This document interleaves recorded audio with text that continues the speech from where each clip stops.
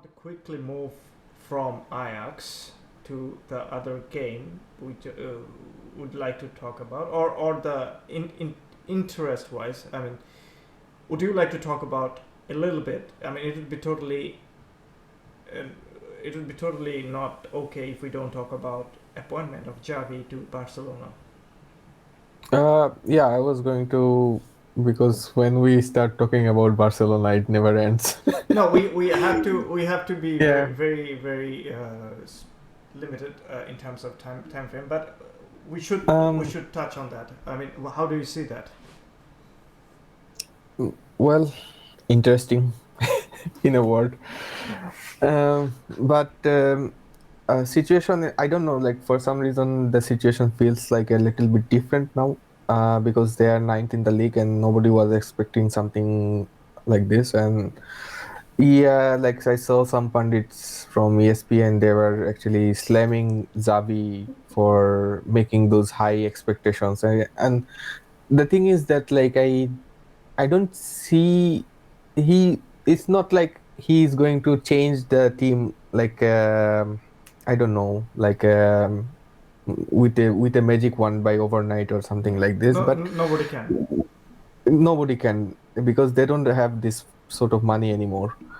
And the thing is that like what Zabi said, like his point of view is that like okay, if I have a system, then I will get players. At some point I will get players. And that's what And he meant by meritocracy. One of the 10 rules he's made, that meritocracy means that whatever the formula of Barcelona were in terms of spirit and character of a player, that has to match. yeah, yeah, exactly. And if you remember this sort of situations like back in 2007 8 or something like this, there were actually some sort of meritocracy because the players who was coming through the academy, they weren't actually like a bodybuilder or something like this, but they were like a little guys like us, With and they technical were skill. playing us, yeah, with technical skill. So yeah, meritocracy can change sometimes the way of playing. I Yeah, don't know, and like it'd be different in different organization or club. yeah, Say for for example, if I talk about Chelsea, the meritocracy would be someone like Didier Drogba, yeah, who could go and fight and basically score out of, like, as a lone striker. yeah, yeah. He wasn't actually like got long balls like quite a few times. Like he was the only guy there in the pitch, and there were like two, three defenders, and he still managed to hold the ball at least like until the second guy was coming. So yeah, like it actually changed the team's techniques. Like when they got Drogba, Chelsea wasn't actually playing like these big balls. Like they were before. If you remember, like Was Frank Lampard was pushed up a lot. yeah, yeah, exactly. So the thing is that like it sometimes it changed the how the teams or the Oh, shape of the team, even like exactly. sometimes formation. Like yeah, there's another I example, remember recent example. Shevchenko, and at one point Shevchenko was was it Crespo? I can't remember if it was playing, but there was a second striker who was more mobile. The other one was one guy was running for near post, one guy was going for the far post, and there used to be a gap where the playmakers or the number 8 would go and take a shot. That's what Frank Lampard was doing. Yeah, it's the same thing. What was Carlo Ancelotti was doing with AC Milan, Yes. with Kaka, Crespo, Shevchenko, probably. Yeah, I exactly. don't know. So what with each club, And the definition of meritocracy depends or varies. yeah, exactly. And when Klopp took over Liverpool, uh, they didn't actually have these players like Trent Alexander Arnold Or Robertson. or Robertson, because one of these guys came from the academy, and actually Klopp brought him to the main team, and he was playing ever since, and it actually changed the whole thing, whole shape of the thing, like a shape of Liverpool, and now they're one of the best in the world. So Uh, I I th- uh, I thought what Xavi, well, he had to come and say something, but he was very clear, and I saw. I don't know if you have seen Xavi's structural and so when he was coaching Al Sadd, and Al Sadd went to the yeah, Al Sadd went to yeah, the final, and there's a coaching vision or coach's vision. There's a YouTube channel, and he has talked about each part of the field and how the ball would move in different situations. And he was very clear, looks very fluid, and he is very assured. That's the biggest thing. He's very I saw his masterclass videos, and exactly. like it's everyone is saying like he will play like Pep Guardiola, but he's different than like way different than Pep Guardiola, because some of the Guardiola wingbacks are, it doesn't move like Pep Guardiola actually at No, all. no, But still, there I saw some goals of Al Sadd. There were some movements which was like really interesting. yeah, I really like those, like one twos, obviously, and also there were some dummies. Like lot once of I saw and a like lot a of goal after like underlaps. three, yeah, a lot of underlaps and stuff like this, and also like a lot of dummy shoot or something like this. There were one goal, like three of the guys were in the row, and the fourth guy passed the ball, and the first two guys dummied the ball, and the fourth guy actually scored the goal. So like it's completely different system, and it would be different, but the basic thing about like keeping the position or pressing when you lose the ball And or some have stuff like more this. players numerical advantage on a certain areas, or Yeah, and the thing is, what was actually um, interesting for me is that like this numerical advantage when he was talking about, it's like way different than Pep Guardiola's numerical advantage, because now well, last 4 or 5 years, like since he joined Premier League, he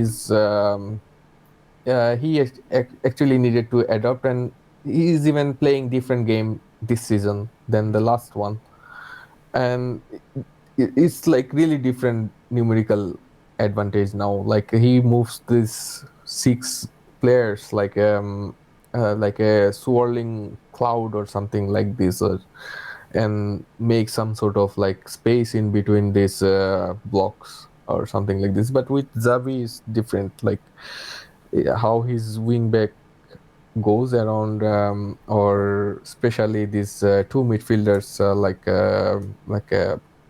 like in the holding position, and even like these center backs is way pressed up than Pep Guardiola. So like in a way it would be, I don't know, like it could be dangerous. it would be interesting with current Barcelona team. Yeah, it would be anything but interesting. Like it can go very well, it can go really badly.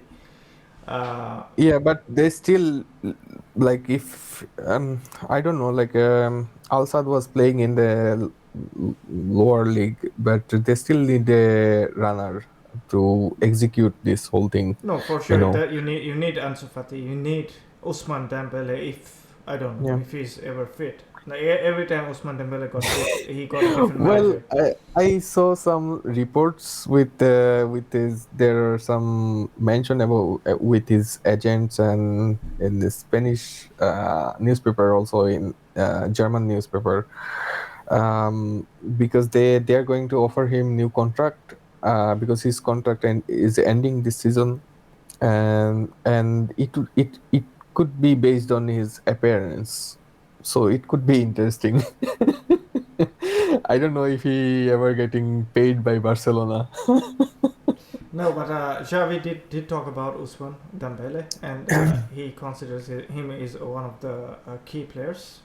He also talked about he was offered two times before to coach Barcelona, and one time he was not ready, and second time he didn't feel that the administration was right to take it over. So now he understands, yeah, that there are not many key players around, but he has taken it. And the other time he was offered the assistant coach of Brazil national team, and he didn't take it to come to Barcelona. So that bit was interesting, as well as he talked about virtues, values, and Yeah, there were some actually some of this thing I liked because there were probably 8 to 10 rules. he talked He about he. I was very surprised by his English. He was very clear. oh He was. I think he speaks better English than Pep Guardiola even now. So he was asked about why rules and regulations all of a sudden. He said, "Look, uh, with rules, results came. Without rules, result didn't came. So definitely there was something was missing. Is rules. You have to have rules. You cannot be. You cannot. I mean, obviously everyone is adult, but you cannot just let organization run by everyone's own rule. It has to be a very common rule. And then we could talk about certain emotions, because as a team to perform, you need each other in good and bad time, and you might be fighting as well. But as a team to compete, any before the game starts, you have to feel like as a team. And if you don't feel like a team, you don't have your virtues and your values and respect towards your compatriot, then you're going to lose anyway. So I thought that was very interesting from his point of view, whatever he was speaking. well, as you know, like there was this rule to ban all social media before the match, or something like this. It was actually really interesting for me because as you know, like I am kind of like in and out in the social media, not like scrolling guys anymore. But the thing is that like if you remember a few years back, there's this player who was actually doing really good in the academy, Xavi Simons. He's in the PSG youth team now, but there weren't actually much progress since then. Like he was, so far I know, there was this. Probably it was reported by Bild, the German paper, or some other German paper. I forgot actually because he was getting frustrated because he thinks now that he won't ever make it to the main team. So the thing is that like this player actually was taken to PSG because of this involvement in the social media. If you remember, and I don't know if you follow some of these players these days, like Riku Puig. He's like all the time in the social media. So like Yeah. I don't know, like if anyone posting something, even like Lionel Messi is doing something for PSG, he has to post it in the social media. So And like players come to social media almost like any penalty misses now apologies to the fan. It becomes a show at this point. yeah, yeah, exactly. Like this is the thing Roy Keane was talking about, like right after the um, probably Liverpool match when Bruno Fernandes was doing some sort of this apology thing and something like this. Like Against Aston Villa. Yeah. Aston Villa probably. Okay, Yeah. like around this time, like I don't remember. So like he was doing like don't be such a baby. Like you make a mistake, you have to own the mistake. And after that, like the thing is that like with social media is like. We have seen like Manchester. We talked about it probably in the last episode. Like Manchester is still living in like 1990s, Yeah. Nostalgia. and their Yeah. fan, yeah, nostalgia, like this sort of things. Like and yeah, we need like obviously football needs fans to survive or live, or because it's the game for the fans. But like you don't have to be too involved in this game. Like No. too involved to not to talk with your colleagues or something. Like it's ultimately like a courtesy, like if you psychologically like speaking, like if you want to build a family with someone or something like this, um you need some sort of communication courtesy. Like if one guy is talking to you and you are scrolling through your mobile, like to look around, like this relationship won't actually There will be no respect. there won't be and any sort liability. of respect at all. Yeah. Like, yeah. So like there are because there aren't any courtesy. So like banning this sort of thing, I think it's like it's really a good idea because you don't need your mobile phone to like see show the world how good player you are. You just have to perform, Yeah, or like you don't or need to. score the goal. Yeah, there are enough six packs on Instagram anyway. You don't need to Yeah, have another one.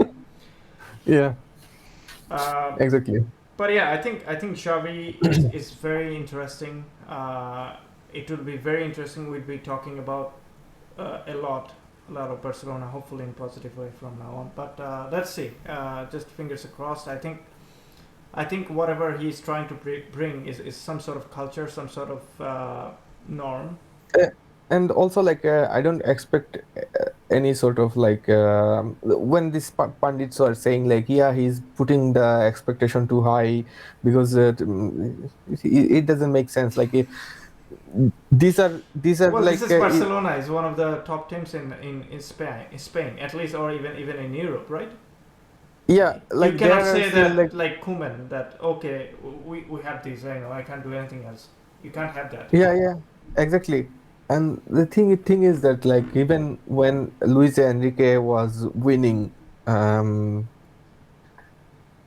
the treble or the league or something like this at the time, and there were some fans who were like telling something else like they well it's not like it not feels like Barca, it not feels like Barca. Those small number of people were actually like blocked because uh, like what is what Bartemo did, he actually like bought those voices like like he bought those votes to get elected for the next time. And what happened there is like those vocal who was actually like saying that like okay this team doesn't look like Barca, we don't need Griezmann, we don't need this guy, we don't need that guy, we need because at the time still there were some players who was actually coming from the pipeline, and it was actually short like there were only four players since Luis Enrique left. There were only three or four players actually debuted from the academy. Where did the rest of the player go? Like it was one of the questions at the time. So like the thing is that like if you are Barcelona, you should actually play like Barcelona. Like what I liked about last week is like Ajax is playing like Ajax, you know, or But yeah, with Ajax would be very very unique because somehow they have a like I've talked about Overmars and Edwin van der Sar as well as Ten Hag. So within these three, they have very very well knitted connection and what kind of profile they need, what kind of players coming from the academy, and whatever there are opportunities to go and scout and find a star in making, not really star, but go and basically buy someone very talented. It needs some talent. this team with Barcelona is like it was set up since Johan Cruyff. Mhm. Then Fongal came and there were some sort of like mismanagement because like Fabregas Piqué left the club at the time, and they came back anyway because there were some sort of like positive actions. Like for example, Felipe Coutinho. Did you listen? Yeah. There was a bit of a Uh, technical glitch. yeah. Yeah, but yeah, it Okay. came back. Yeah. Yeah, so for example, Felipe Coutinho is a brilliant player. He even played really well for I don't know Bayern Munich. Eh, well, what he did his parts. I He's have not my the same. I have my opinion, but yeah, that's just to me. He's okay. He's not a Barcelona level player.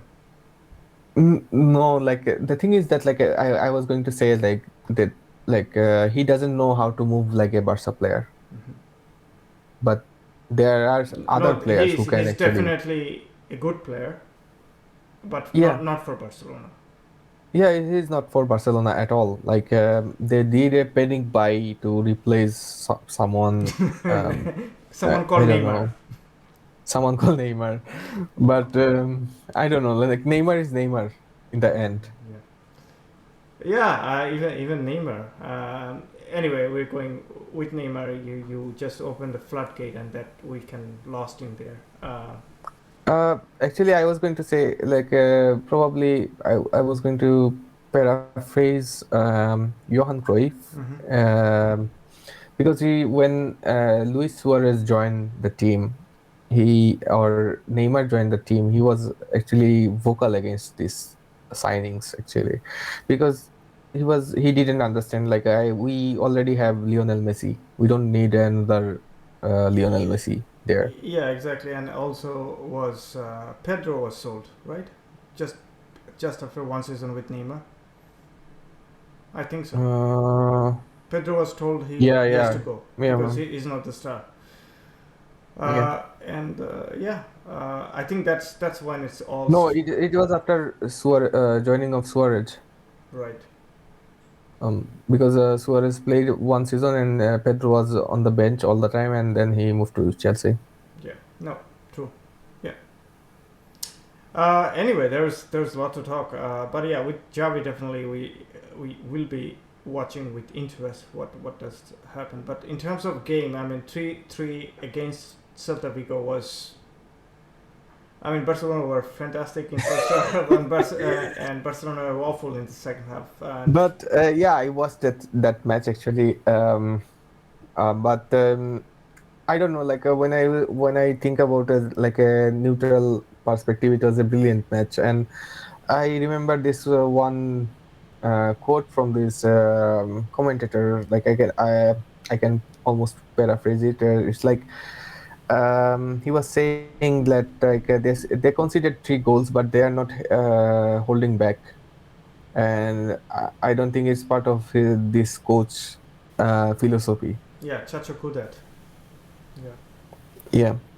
So like And also the thing is that like they're the way the last goal was scored, I'm going to say it was the last few seconds, and Barry Aspas, what a goal.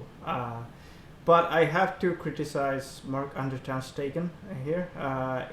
He was he was responsible for the first goal and even partially for the third goal as well. But first goal, he has done poorly. I think Barcelona would be worried with ter Stegen getting a bigger contract and a longer contract.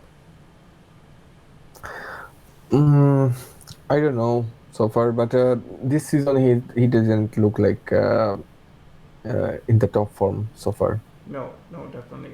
But we are talking about a team who concedes A like a lot. lot of goals, like yeah, like a 1:1. So I don't know, like because if you are a goalkeeper and you are conceding goals, like even if it's not your fault, you will like get some sort of demoralization or something No, like this. I don't know, definitely. some sort of I'd demotivation. I'd go and argue. I mean, there are other keepers who are better in one-on-one at this point than ter Stegen. He was great, but in last couple seasons he wasn't. He isn't up to the mark.